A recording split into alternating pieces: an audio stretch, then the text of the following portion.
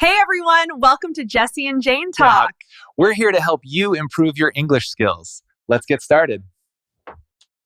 Have you ever been in an elevator? The doors close, it's just you and one other person, and the silence gets so loud you can hear your own heartbeat? It's like a little social exam you didn't study for. Absolutely. Or you're in a long coffee shop line and the person in front of you turns around and makes eye contact. Maybe they smile. And your mind just goes completely blank. You forget every English word you've ever learned. Suddenly, hello feels like a 10-letter word you can't spell. That internal panic is so real. Welcome back, everyone. I'm Jesse. And I'm Jane. And on this podcast, we help you speak English with less stress and more confidence. We're all about making English feel like a tool for connection, not a source of anxiety. And today, we're tackling those tiny, everyday moments that can feel huge when you're learning English. The awkward silences, the mini social encounters that happen too fast for you to plan for. They can leave you feeling like you failed, even though you know your English is good enough for deeper conversations. Exactly.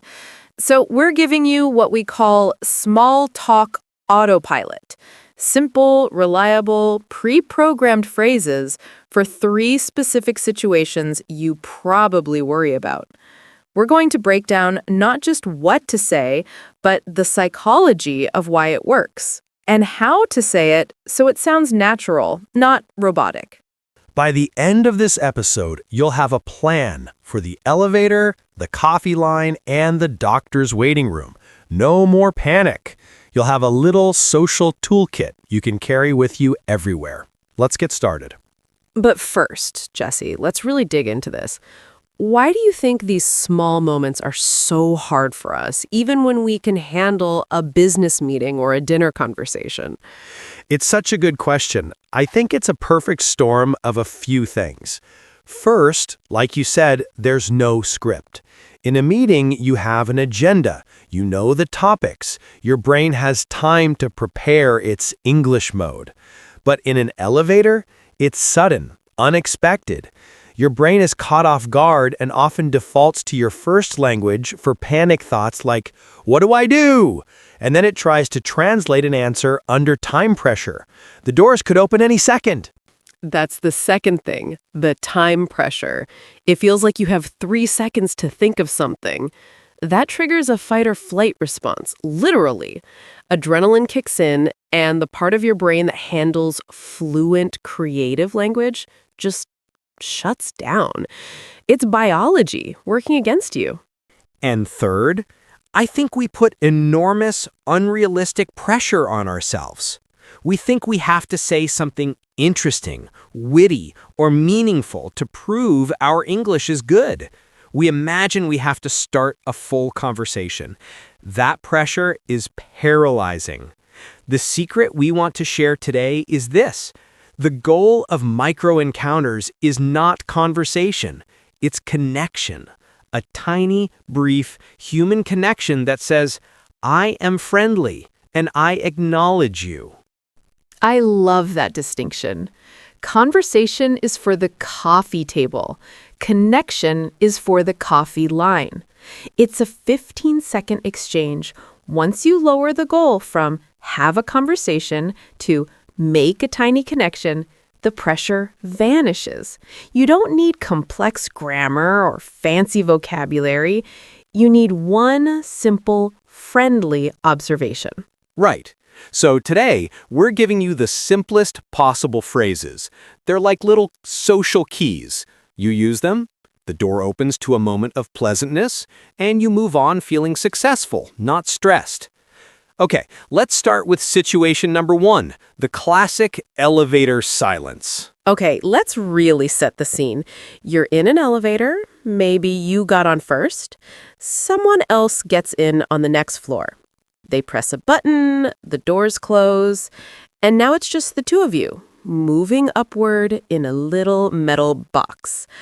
The silence descends. Maybe there's music. Terrible, faint elevator music. Do you stare at the numbers, at your phone? Do you try to make your breathing quieter? Hello. Yes. It's painful. You can feel the other person's discomfort too. It's a shared silent misery. It truly is. So here is your autopilot phrase. It's not hello. Hello can feel like you're starting something you don't know how to finish. Instead, use an observation. Just look at the elevator buttons or the floor number display and say, in a friendly, light tone, going up? Or, looks like we're both heading up today. That's it. Going up. It's so simple, it almost seems too simple. But Jane, why does this tiny phrase work so much better than hello? It works for 3 psychological reasons. First, like we said, it's an observation, not a personal question. You're not asking, how are you, which requires a personal response. You're commenting on the shared environment. That's low pressure. Second, it's factually obvious. The person can just say, yep, or give a small smile and nod. The bar for a response is on the floor. And third, it shows you are socially aware and friendly. You're acknowledging the shared awkwardness and gently dissolving it. It's like a social handshake for the situation. Now, the follow-up is crucial. You don't need one. You can go back to looking at the numbers. But what about when the journey ends? That's the other moment of potential awkwardness. You need your exit phrase. The exit is even easier. As you're getting off, or they are, you just offer a simple, standard, friendly goodbye. Don't overthink it. Just as you pass by or the doors open, make brief eye contact or a small smile and say, have a good one, or take care. Say it like you mean it, but don't wait for a response. You've completed the social transaction. You've successfully navigated the elevator from awkward silence to polite, friendly bookends. Let's practice the tone, because tone is everything. Jane, say going up in a flat, robotic voice. Going up. Right. That sounds like a security guard. Now say it like you're just noticing it, friendly and light. Going up. Perfect. Hear the difference? The second one is inviting but not demanding. It's the vocal equivalent of a small, warm smile. Okay, let's move to a situation with a bit more time, but also more potential for fumbling, the coffee shop line. This is a great one because it's a universal experience. You're waiting, maybe you're both looking at the massive menu board with 50 drink combinations. There's a shared sense of anticipation, maybe a little impatience. Here's your autopilot phrase. You can glance at the menu and then to the person near you and say, "It's always so hard to choose," or "Everything looks good today."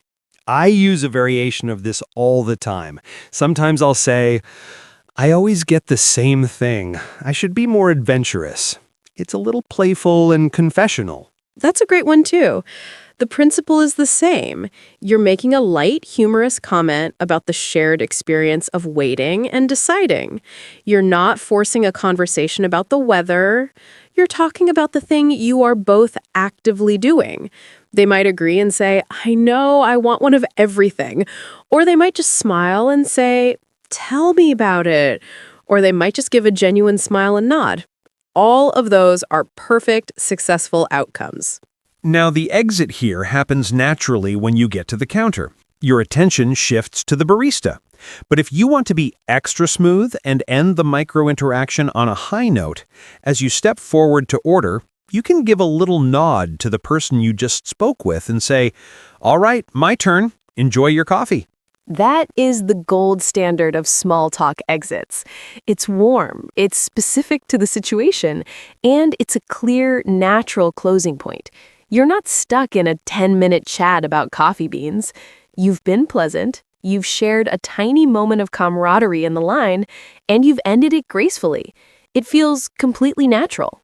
Okay, last scenario, and this one has a different emotional flavor. the doctor's or dentist's waiting room. This one can feel the most awkward because the environment is charged with a different emotion. People are quiet, often worried, absorbed in their own thoughts or phones. Breaking the silence here feels almost taboo. But that also means a small connection can be especially appreciated. The autopilot phrase here is all about shared empathy. You've been waiting for 20 minutes. Someone else sighs, checks the clock. You can make gentle eye contact and say, very softly with a sympathetic smile, "They must be really busy today." Or, "Always a long wait, isn't it?" The key here is the tone. Gentle, understanding, not complaining. You're not being negative, you're being observant together. You're offering a moment of, we're in this slightly unpleasant situation together. They will almost always agree. I know, I've been here an hour. Or, yeah, Tuesday mornings are always like this. Now you have a tiny connection, a shared sigh, if you will. The exit is beautifully built in here. When the nurse calls your name or theirs, you have the perfect opportunity. As you stand up, or as they do, you can give a warm, sincere look and say, "Good luck," or "Hope it goes well." That good luck is powerful. It's kind, it's appropriate to the context. Everyone in a waiting room could use a little luck, and it perfectly seals the interaction. You've gone from isolated strangers in a room to people who shared a moment of mutual understanding.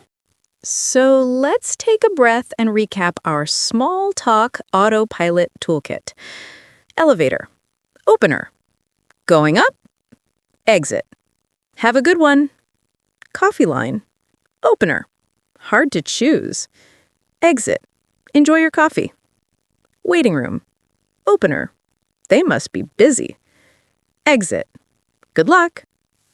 Now, these phrases work not because they are magic words, but because of the principles behind them.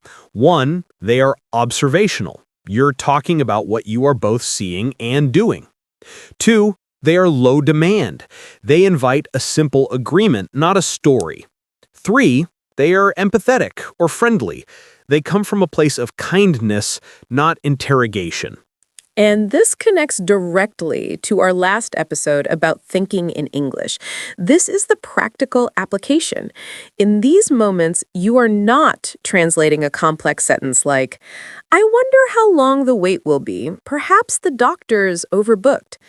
That's a surefire way to freeze. Instead, you are connecting the situation directly to a simple, pre-practiced English phrase. You see the elevator, the phrase, "going up," pops into your head in English.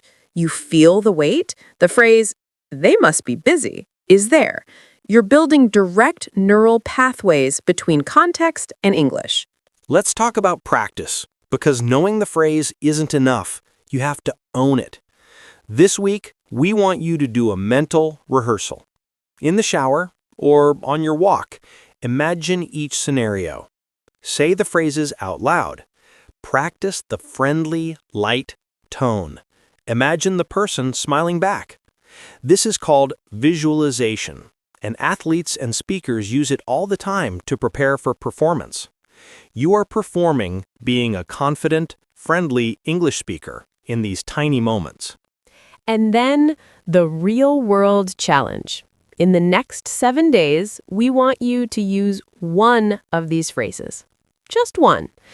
Pick the situation you are most likely to encounter. Maybe you know you have a doctor's appointment, or you get coffee every morning. Your mission is to use your autopilot phrase. Then, and this is the most important part, come back to the comments on this episode and tell us what happened. Did you say it? How did it feel? What was the reaction? We read every single comment. And we celebrate every single attempt because courage is the most important part of language learning. Remember, the goal is not to be clever or fluent or witty. The goal is to be human, briefly and kindly. Every time you do this, you are rewiring your brain. You're teaching it that these situations are not threats, but opportunities for tiny, successful connections. You are building your identity as someone who can handle English in the real world. You've got this. It's a tiny step with a huge impact on your confidence. Thank you so much for listening and for being part of our community.